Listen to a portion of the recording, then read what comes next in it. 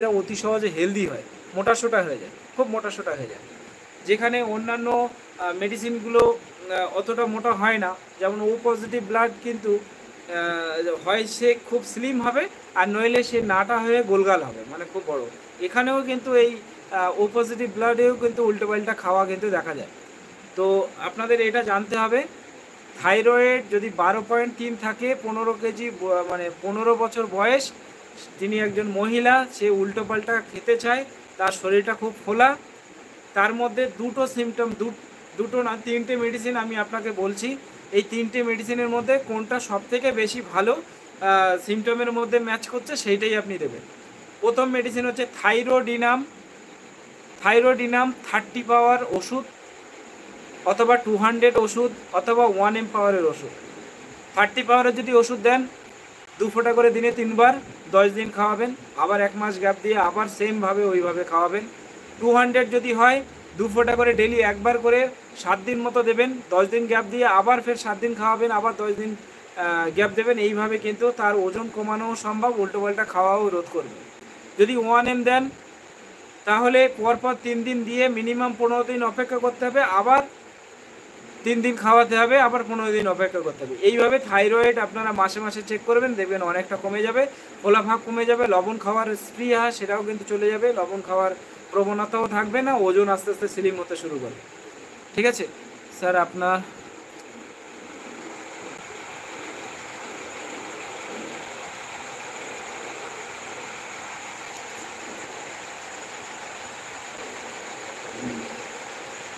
ওকে। হ্যাঁ, picture quality কোনো, আসলে কি বলবো, আমার সেট আপ করতে গেলে মিনিমাম 10-15 মিনিট সময় যায়, সেই সময়টুকু আমার নেই। ঠিক আছে, আমি সরাসরি এসে বসেছি, এখনও বুঝতে পারছেন তো আমার শরীরও ফ্রেশ নেই, ঘামও ঝরছে।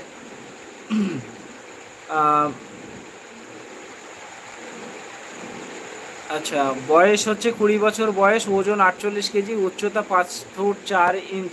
আমার বুকের বাম সাইডে ব্যথা, হার্টের ব্যথা করে, কি করব? বাম সাইডের বুকে যদি ব্যথা করে, যদি চুপচাপ থেকে যদি আপনার ব্যথাটা না থাকে, তাহলে সেখানে ব্রানিয়া অ্যালবাম 30 ডিডব্লিউ করে খেতে হবে। অর্থাৎ আপনি 2 ফোঁটা ওষুধ 100 ml জলে দেওয়ার পরে সেই জলটা 10 বার করে ঝাঁকিয়ে দিয়ে 1 চিপি করে দিনে 3 বার করে খাবেন, খেলে আপনার বাম সাইডের বুকে ব্যথা চলে যাবে। ওর সাথে সাথে যদি আপনার বুকে কোনো চোট বা আঘাত লাগার পরে যদি আপনার ব্যথা হয়, সেক্ষেত্রে আপনি আর্নিকা ব্যবহার করতে পারেন। এই দুটো ওষুধে আশা করা যায় আপনার এই প্রবলেম সলভ হবে। আর যদি আপনার আরও ডিটেল জানার প্রয়োজন হয়, সেক্ষেত্রে আপনি মেসেঞ্জারে SMS করবেন, আপনার পুরো সিমটমটা দেবেন, আমি সেইভাবে ওষুধ দেবো। স্যার, আপনার সাইলেসিয়া ক্লাসের পর আমি একটা পোস্ট করেছিলাম, যার একবার যক্ষ্মা হয়েছিল অথবা বংশে কারো যক্ষ্মা হয়েছিল, এমন রোগীকে ভুলেও সাইলেসিয়া দিবেন না, এতে রোগীর মৃত্যুর প্রবণতা থাকে। এতে একজন আমাকে বলেছেন, রেফারেন্স কি পেলেন, কেন এই কথা বললেন, জানেন না, আবার এই বিষয়ে বলেন কেন? ওকে, একজন বলছেন যে সাইলেসিয়া ব্যবহার করার পরে তার যদি বংশগত টিবি থাকে বা ভিতরে যদি টিবি জাম থাকে, তাহলে পেশেন্টের কিন্তু মৃত্যু হওয়ার প্রবণতা বা সম্ভাবনা কিন্তু থাকে।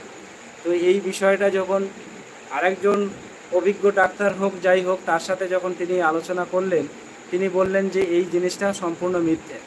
আসলে যার কাছে গরুটা মরে, সেই জানে যে গরুটা কিভাবে মারা গিয়েছে। ঠিক আছে, তো তার কাছে যখন মৃত্যুটা ঘটবে, সেই ডাক্তারবাবুর কাছে কোনো পেশেন্ট যদি মৃত্যু ঘটে, তখনই তিনি জানতে পারবে, তার আগে তো আর বলতে পারবে না। এবং এই জিনিসটা মহাত্মা হ্যানিম্যান তিনিও বলে গিয়েছেন। তার পেজ অবশ্য আমি এখন আর বলতে পারবো না, বিভিন্ন বইতেও উল্লেখ করা আছে, এই সতর্কতা দিয়ে দিয়েছে যে টিবি রোগীদের জন্য এই সাইলেসিয়া ওষুধটি ব্যবহার করা যাবে না। জাস্ট সেই ব্যক্তিকে বলবেন, তারা কোনো অর্গানাল অফ মেডিসিন বা মেটেরিয়া মেডিকা এই বইগুলো ফলো করে, বিশেষ করে সাইলেসিয়ার বিষয়ে আরও ডিটেলস জানুক, দেখবেন সেখান থেকে কিন্তু সেই থিওরিটা পেয়ে যাবে। ঠিক আছে।